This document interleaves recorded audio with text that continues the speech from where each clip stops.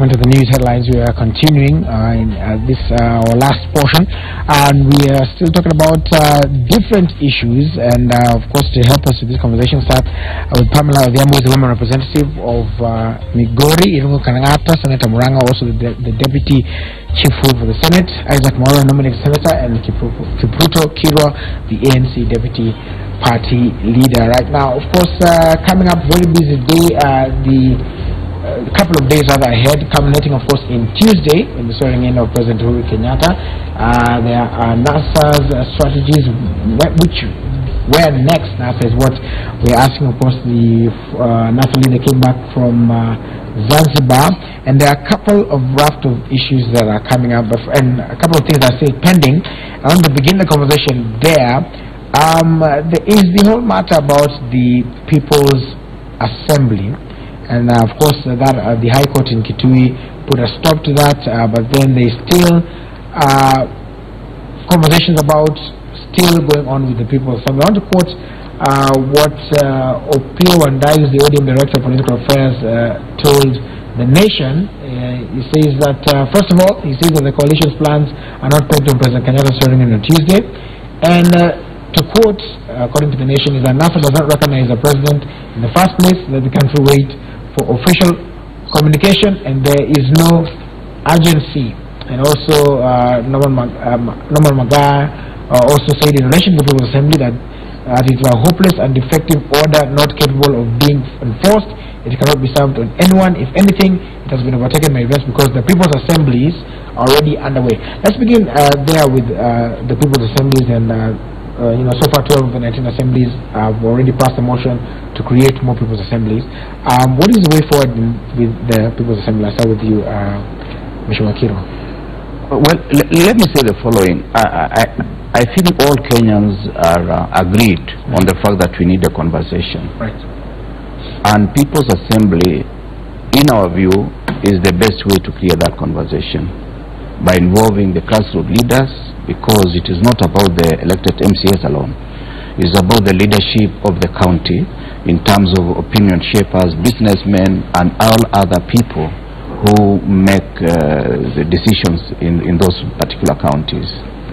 And our vision is to have useful engagement with other Kenyans on issues that we feel are afflicting our society, with a view to resolving them and ensuring that those which belong to the Constitution are given to the Constitution, as we said earlier. And those that belong to the executive does get them. And any other issue that are pertaining to the challenges on the ground. That is the essence of the People's Assembly, and that is the focus that we need to have. On the other issue, I think, as you said, those two officers have said that they are waiting for communication, and therefore I'm least qualified to give that communication at this particular forum. Yeah. Yes, Willis, I think there is the issue of the fact that I have said before, and I would want to repeat, that we need each other. I don't think the solution of this country is to delegitimize constitutional structures of engagement in terms of the county assemblies, in terms of the national parliament, and any other constitutional structure that has been created for Kenyans to engage. Yes, indeed, depending on which country you come from, Jubilee will have majority or minority, and NASA vice versa. So if you have People's Assembly only in NASA counties, then what will happen to Jubilee counties? So we are just basically dividing the country further. And let us not delegitimate the state, even if we disagree on the modes of engagement. I think the issue is, let us have this conversation openly, but not do people's, because then what would be the role of county assembly members? And I think they also need to be aware, the moment they are passing these motions, they are taking away power from them. If a member of the National Assembly or Senate will have to go to his or her home county or whatever structure that will be created to have conversations, then ideally then they are missing from their constitutional mandate, which already they are legally elected. And also, Willis, that also means that how do you enforce the resolutions of such assemblies? They have no local standard. When you have, my good friend Norman Magar saying that a court order cannot be you cannot choose which court orders to follow. I think we'll get into legalism, arguing about this and that, and that's not the point. The issue is let us delineate issues that we think are pertinent to us as Kenyans. Let them be put on the table. I believe is the way we can engage, even on the floor of the House, and that is why, in my opinion, I'm proposing, if it was possible, we have the official leader of the opposition in Parliament, so that this conversation can happen there. This idea of having somebody who won and then some certain votes and then huko kwa msitu, for 5 years. That is why then people must create people's assembly where you can have a platform to engage. I think those are some of the things we need to look at. Unfortunately, we are also tied by this very constitution, because the very constitution delineates 8 issues in terms of structure of executive, parliament, human rights, and all of that require a referendum. But the conversations we must have, but it is not through saying that we are going to secede, we cut the country into 2. If and Honorable Kiro has said, if we have a country that honestly I want to argue that may not be economically viable, what would happen if Kenya has got its own problems right now, even in terms of fiscal issues? What if then we divide it further? We will not still be as viable, and those arguments will not surface. We are a small democracy. We have issues to do with how our economy is integrated. We believe everybody's participation so that we can increase what we call total factor productivity of this country, and that synergy is required when we talk to each other through the already established structures of government, including of the constitution, including relooking into those very structures, but through a democratic and acceptable process. Yes. And I want to go to Mheshimiwa Pamela first before I come to you, Mheshimiwa Kanata. Pamela, you talked about before we talked about the healing or having righteousness, or rather, that's the word you used, and moving the country forward. We have a situation where, again, unfortunately, I have to quote again one Norman Magaya who said that they're going to, should they do the swearing in on Tuesday, that they're also going to have a parallel swearing in of the NASA leader. Of course, it may be propaganda talk, it may be something actual, but the fact that such a thing can come up, do you think it's moving us forward, or what is the plan? And also, you can also comment about the People's Assembly. You are talking about the concept of the People's Assembly. Right. And I think when we are talking about power, what is harassing Kenyans and why Kenyans are seemingly tired with one another is the concept of this misuse of the power. The power as we exercise it in Parliament, National Assembly, or at the County Assembly is actually donated to us by the people. But this same constitution that Honorable Maura is talking about says the sovereignty of that power is actually with the people. So for us, NASA, to call upon the People's Assembly, it is not really to take away the power that is the people have given to the County Assembly members or the National Assembly members. But it is to acknowledge and just to want to work together and bring everybody else on board, so that, like I said earlier, reading from the same scripts. When we have these issues affecting the people, what I want my honorable colleagues to remember, the fact that I've been elected a member of Parliament, it doesn't mean that I am now superior to all these people who elected me. Like our concept, as NASA concept of the People's Assembly, is this congregation of all the stakeholders in the community. We are talking about church leaders, we are talking about business owners, we are talking about economists, we are talking about professionals, we are talking about all those social groups that move the society together. So when we call a People's Assembly to discuss and deliberate on issues that are affecting, whether they are constitutional, legal, or otherwise, then the people need to discuss them, and we need to come to a consensus and pass resolutions. Because even if earlier on we were talking about reforms, what are we reforming? I think we are reforming because there are issues that are affecting the people, and these people must be represented on the table of discussion so that they help us as leaders also get a way forward, something that is owned by all of us, not just something that is based on my wanting to retain power, so it doesn't matter what I do. And I think when we are calling for these kind of measures as NASA, I think my honorable colleagues will acknowledge that NASA, over the years, there has been this track record of wanting to solve the things amicably and over discussions democratically. But we have been treated to an assembly, even the National Assembly, where sometimes you get this idea and the impression that science is thrown out of the window and the tyranny of number has been ruling. Like Maura was saying rightly, that in some cases you find, in some counties you find Jubilee has the majority, NASA has the majority. And when we come to the National Assembly, what is frustrating the so-called opposition over the years, and it is not once, not twice, even the other day when there was this push for constitutional reform before the repeat of the election, I think us as NASA, we said no, this is not the right time. But you see, because the numbers are there from the Jubilee side, the whole position or whatever arguments were there were thrown out. And this is why, much as somebody may want to say that we can discuss these things in the National Assembly, there are roadblocks which now frustrates every effort to do the right thing and talk to each other, like I was saying earlier.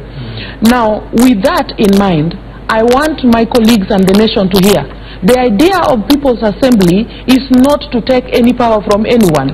We are only recognizing the owners of the power. We want to get the idea. We want to also have them on board and the ownership of the whole thing. So whatever is happening in our country today is misuse of that power. And that is what we are rejecting as NASA. That is what we are complaining about. Once the people have given us the power, how do we use this power then to treat them and drive forward their affairs? This is what Kenyans are protesting against, and that's why it is almost paramount that if we cannot be genuine and open, like you are talking to me about the issue of the righteousness, if we cannot genuinely do things with good faith, then people are sensible. When you are not dealing with me, honestly, I will sense it. For example, this concept of dialogue, I think it is on record. You people will know that for a long time, our leader Raila Amolo Odinga has been calling for that dialogue. But there was this stance from Jubilee that we cannot talk about anything, and more so with Raila Amolo Odinga, unless it is after the swearing in of the president. You know, when there is some wound or there is some fire burning and somebody tells you sit in peace and you are burning and you just have peace, sit, persevere it. No, it is not possible. Right. This is why we are saying the People's Assembly, we need it. And if we have to bring everybody on board in Kenya, it doesn't matter whether they are Jubilee, because the truth of the matter, Aburu, allow me to say this. In Kenya, if we move across the board, these people, the few clique of people who want to retain power, they seem to be doing well. But everywhere else, these concepts of poverty, suffering, it is all over the place. I know of places in Central Province where people suffer gigas in this nation. Right. And we cannot close our eyes and say, just because a few in the government are feeling well, then everybody else is. So people need to be engaged right down to the grassroots. For the case of the NASA move, I think it is clear from your paper that tomorrow we will have a function, and then the way forward will be announced then. All right. Yes, I disagree with the key sentiments from my colleague here, that NASA, or even let's say Raila Odinga, has been excluded from various structures of governance. Take for instance, this constitution, which some people are saying it needs to be relooked at, is something that was birthed primarily by Kibaki and Raila Odinga. So if it has problems, those problems can be attributed to Raila Odinga. Because, of course, like the thesis by my colleague here, is that it has led to what we call bipolarization. That is the splitting up of the country into almost two halves. If indeed that is the outcome, then the person to be blamed is Raila Odinga. He was very instrumental towards the structure of this governance. That's number one. Number two, we have seen in several instances, including last parliament, where the opposition has gotten its ways. Take for instance the issue concerning changes in IBC, or you can recall the Hassan team. That was a Raila Odinga initiative. It was then kicked out by Raila Odinga. Then there were reforms that were carried out on the rules. They were also being pushed by the opposition. I take for instance, now we went into an election this year. We won. They went to court, they obtained a court order, and then the court said we go back again. Again, you can see they made several demands. All those demands were met. They wanted a change date from, 17th of October. It was changed by IBC. They wanted Chiloba to go home. Indeed, he went home. They wanted a new team to oversee it. Yes, indeed, a special projects committee was established. So the idea of exclusion, which is being championed by NASA team, is a fallacy. It is not based on any evidence. As to the argument concerning People's Assembly, I can tell you those assemblies are in violation of the Constitution. Why? At the fourth schedule of the Constitution clearly demarcates roles which are supposed to be performed by county governments and those that are supposed to be performed by the national government. When you look at those functions, I do not see any single function that concerns county in respect to matters of election, in respect to issues of legitimacy of the presidency. Those are things which are either they do reports on the national government or what we call independent constitutional bodies like the judiciary, for instance, or even the IBC.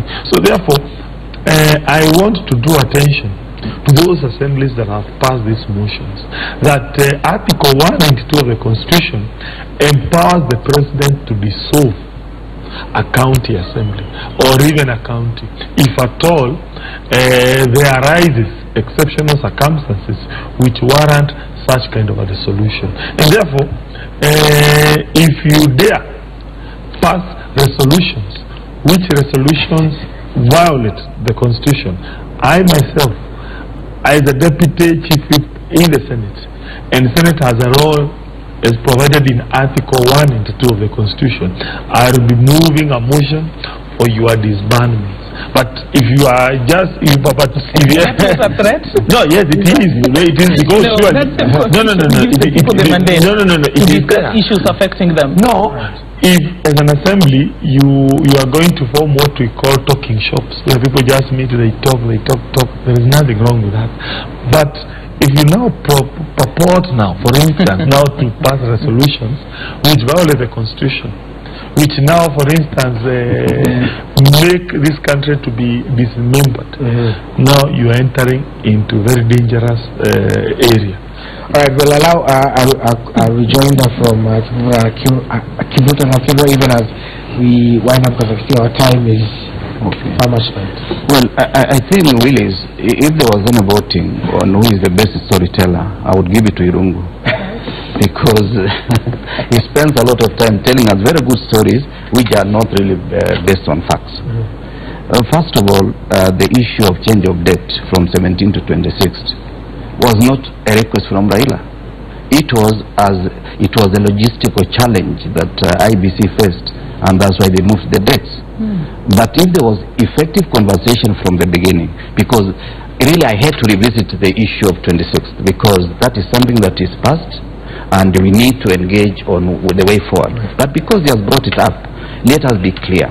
The first 2 weeks after the annulment of the election of the president and his deputy spend endless times lambasting the judiciary. And they spend those 2 weeks saying, how can we engage? So that when we go for this election, everybody is on board. Probably Raila would have been in the ballot. He would have won or lost, but he would have been in the ballot. But 2 weeks lambasting the judiciary, calling all manner of people wakora and all those things. The same judiciary, they are now heaping a lot of praises. That's one issue. The second issue is no reform has ever emanated from Parliament. I was a member of parliament for 20 years, and all the reforms, it was as a result of people's momentum from outside parliament that we visited the laws and the constitution to ensure that we change whatever was required. Change of section 2A of the constitution of Kenya was not as a result of parliamentarians saying now we need to change. It was because of the pressure that was precipitated by Sabasaba. Then we went to Kasarani, and President Moi said, because I don't want to divide this country, and because other people have a different opinion, I'm reluctantly allowing us to change section 2A, which was put in by Kano. The other issue is the sovereignty lies with the people, and therefore they can decide to exercise it directly or through the mandate of their elected representatives. Now, for us in NASA, our elected representatives have been frustrated in Parliament and all other institutions, and therefore we are resorting to the people that we are giving you sovereign power to make a decision that culminates in us having a national conversation. This is the way things should be done.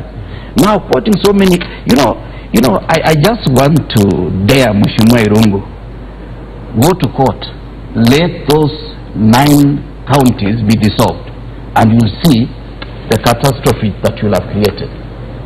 You'll create something that we'll never be able to handle. Please, I dare you. Right. There.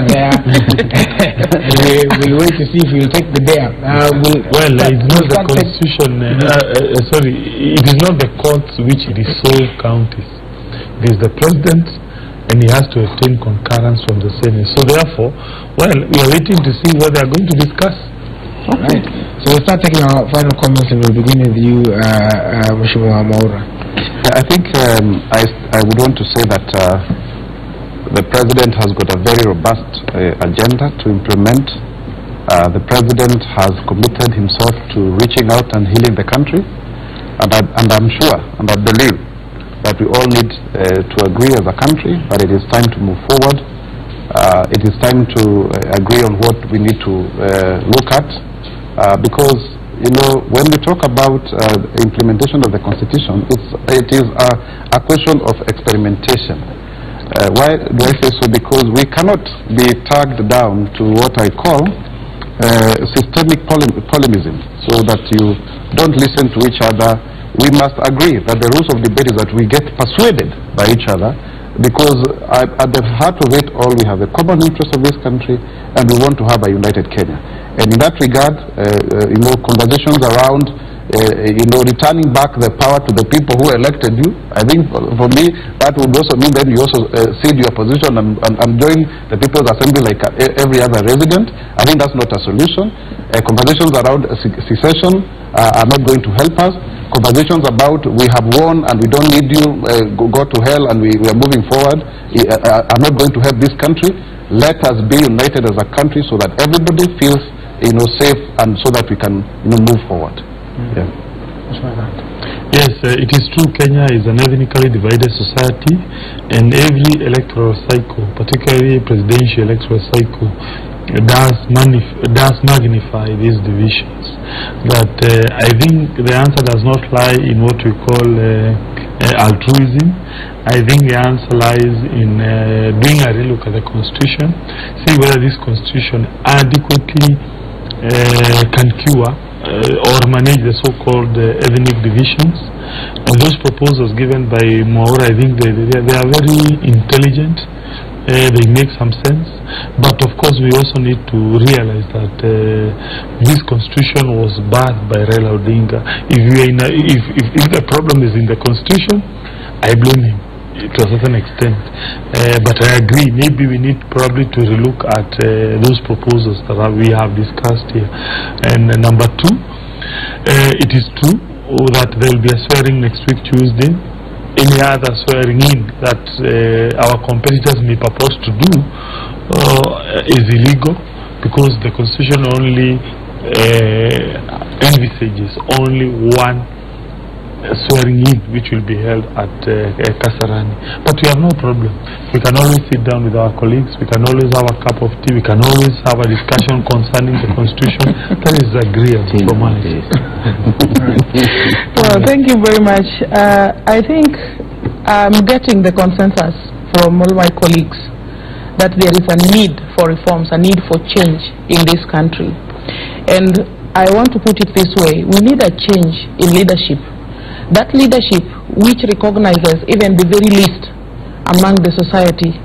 A leadership who knows that Kenya stretches all the way from the south, from Masai land to the north, and the Pokots up there and the Turkana. A leadership who recognizes that the Luos and the Koreans are the other side, and to the Rendiles in the east, who can cover all its people like a hen would cover its chicks.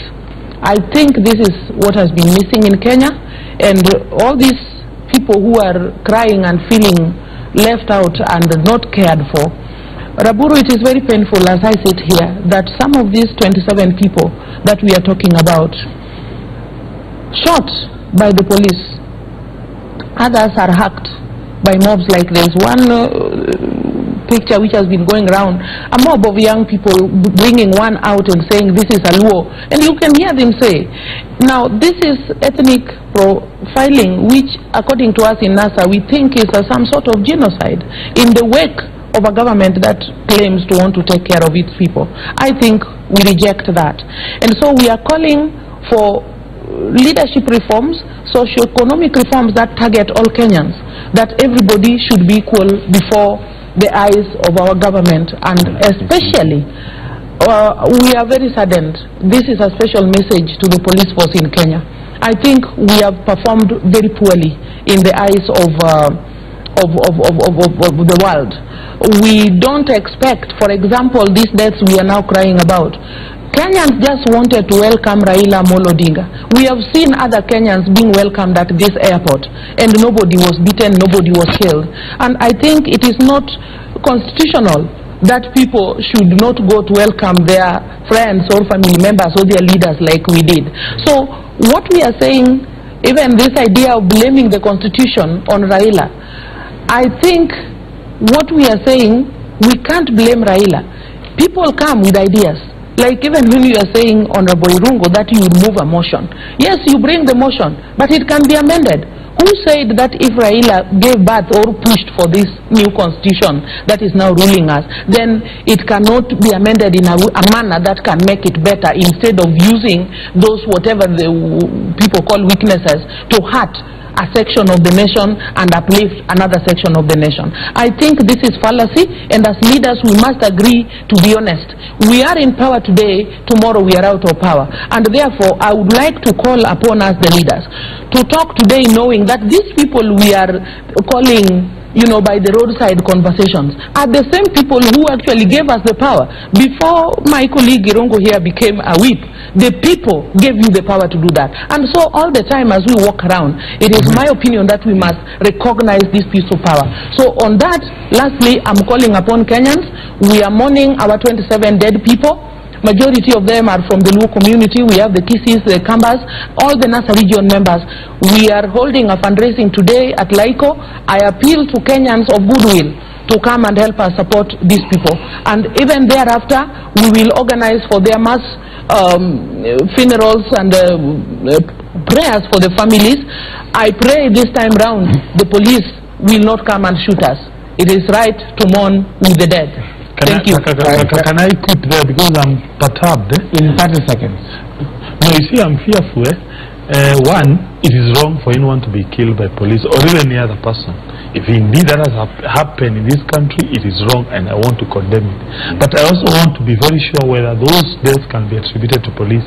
Otherwise, they have. You may have that people one is who have died on other causes. We are not. Sorry, sir. Actually, we are not faking it here. You saw it. Okay. Those pictures are all over. They were shot. It has been established by the doctors, sure? And they are. Right, yes, no dispute. Please, Irungu, for heaven's sake, as a mother, I can't afford you argue over this. Please. All right, of course, that very emotive issue. Yeah, 30 seconds. Well, thank you so much, Willis, for this invitation. Let me say two things. One, I think it's high time that we brought the tempers down. I do want to agree with the President, but to the extent that he also has to be cognizant that there are so many issues that need to be addressed. Number two, the way we are doing, we are bringing bad manners to town. And whenever you invite bad manners, they tend to overstay the invitation. The moment you allow some of these things to degenerate into killings of people, it is a situation that we are precipitating that it will be very hard to reverse. Finally, I really pray that the discussions from now on will be about the future of Kenya. Let us not revisit some of the issues that are so emotive to us and also to the other side. Thank you. All right, thank you very much. I'd like to thank all of you for making time as well. We were speaking to Pamela Odhiambo, the women representative of Migori. I know Kanata, the Senator Moranga, who is also the Deputy Chief Whip, Isaac Moro, nominated Senator, and of course Kipruto Arab, who is the ANC Deputy President. Thank you so much. Up next, June Benny has a interesting conversation about, well, we're having a conversation and talking about interesting makeup. Now, hopefully if we put some on the politicians, will be, if we put the makeup ya kuruatulia wakuwa matulia itakuwa sawa. But this is just normal, how you can enhance your look and make it better. Also focusing also on the lashes. You have seen a lot of that, especially on social media, some being called lash queens and slay queens. We're going to be talking about that, and then later on Roy T-Boy is also Roy T-Boy is also in the building as well. So if you want to your music to kickstart your Friday, go ahead and talk to us. Hashtag Tuesday Star Breakfast, and at Citizen TV Kenya at Joey _Mudengi, at Will Sabure, and also at Roy T.